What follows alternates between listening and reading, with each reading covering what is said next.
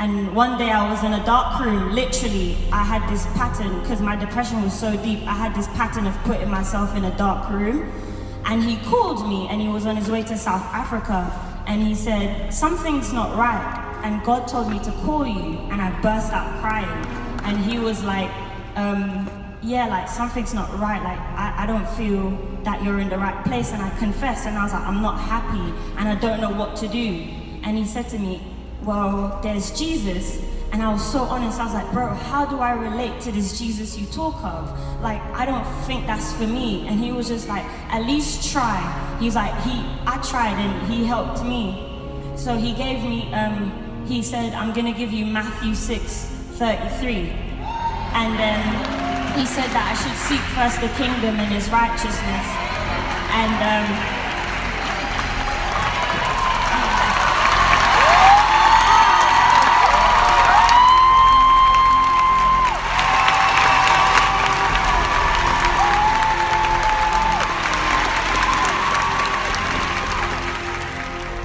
so I wasn't always a Christian, and I went through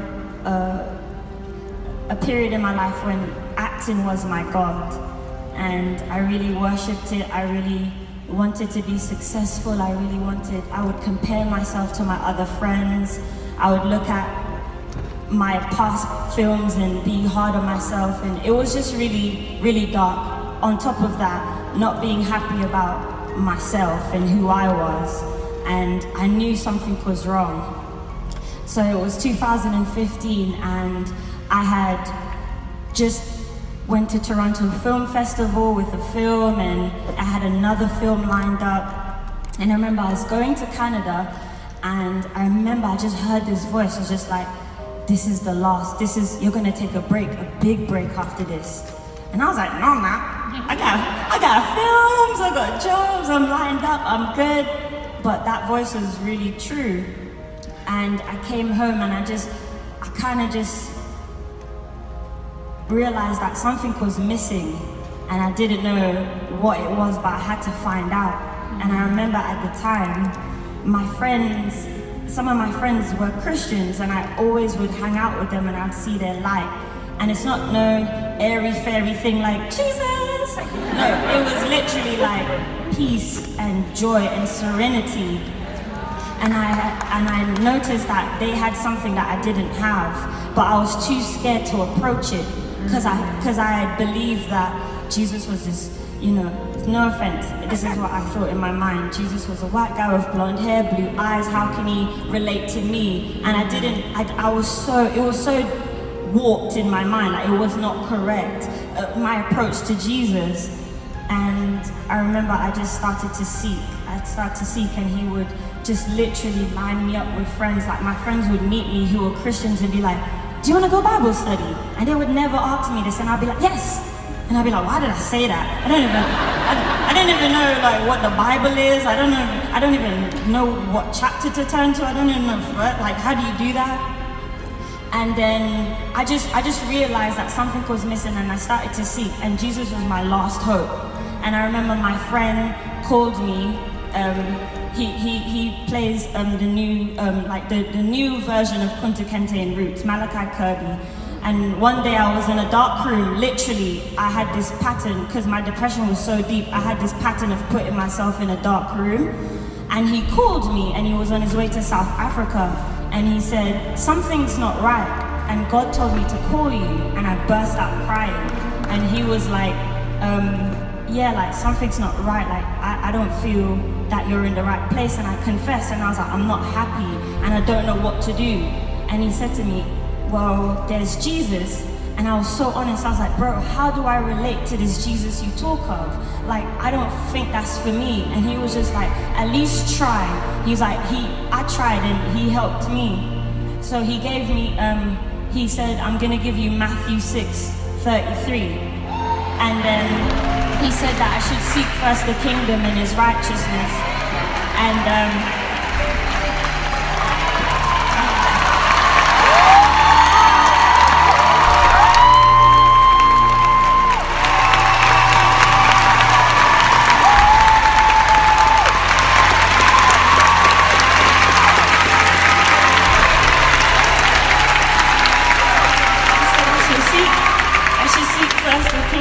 righteousness and all shall be added on.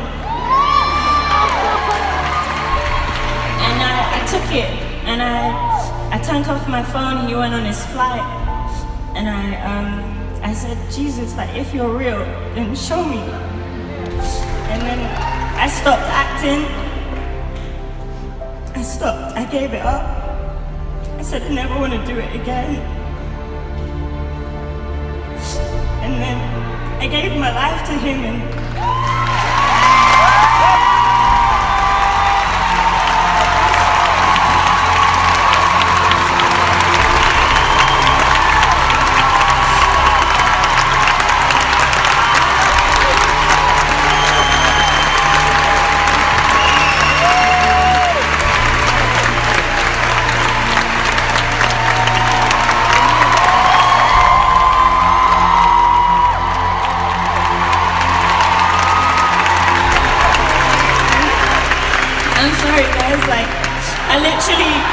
I cry at home too.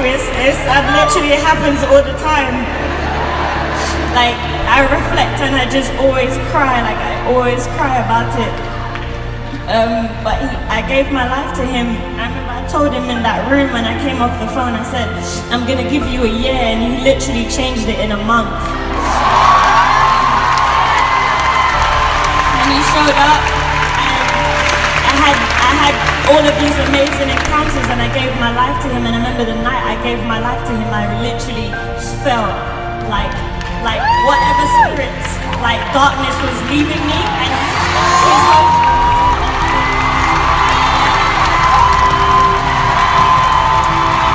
she said he swapped it. He took what was dark and he gave her what was light. He took depression and he gave her joy. He took pain and he gave her peace. I felt it. I was on my knees in the middle of the road, and my hands was up, and I literally, like, I gave my life, and then I ran out of the church with my friend. I was like, I feel like running, so I run, and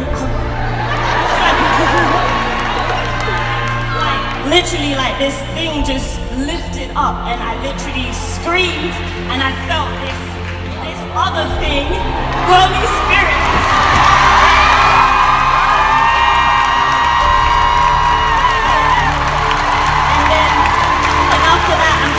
The peace that I had, the joy that I had, I literally was like, I'm never going back to acting. And I kept praying and I kept going to church. And then one day in like January, he was just like, I want you to go back. I was praying in my room, and he was like, I want you to go back. And I said, I don't want to go back because I don't want to be, you know, like when Moses said, like, if you're not going, I don't want to go. So I was like, if you're not going to go, I'm not going. And he said that I can trust you now.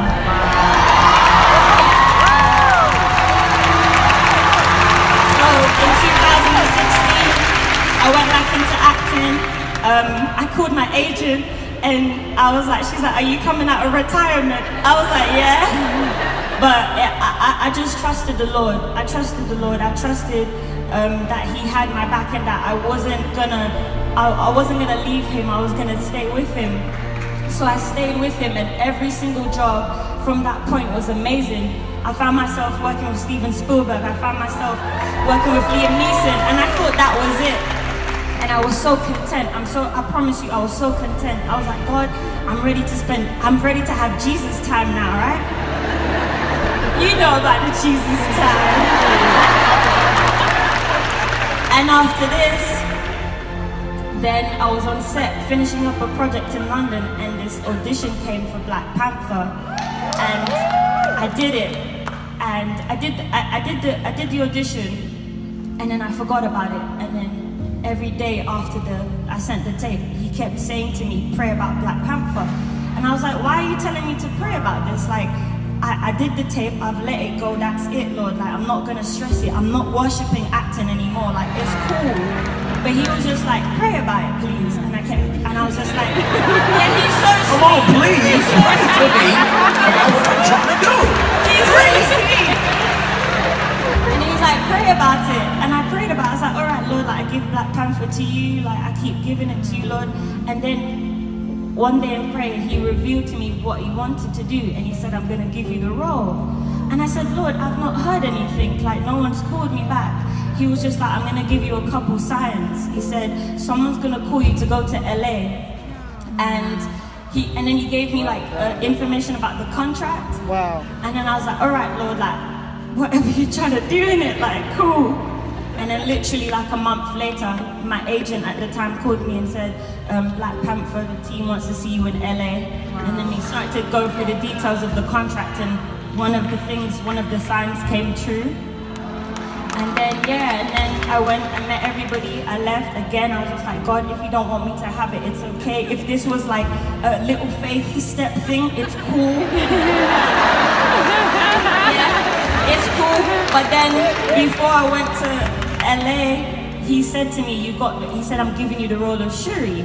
So I was like, what?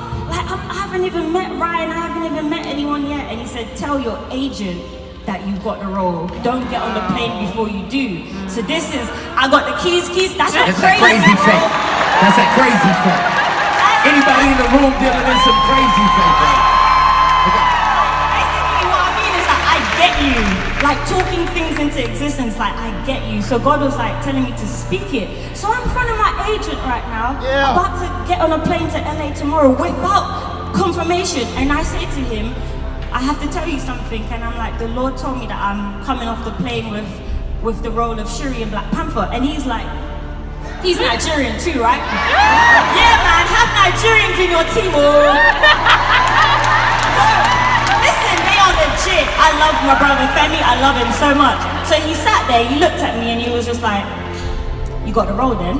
And he was just like, if God told you, then that's it. Everything that everybody just said is like a perfect foundation, and something that God has really been teaching me where I am in my life right now is just intimacy with Him. So everything that we all just said and everything we've been learning today and what I can leave with you is what I'm going through right now and experiencing is intimacy.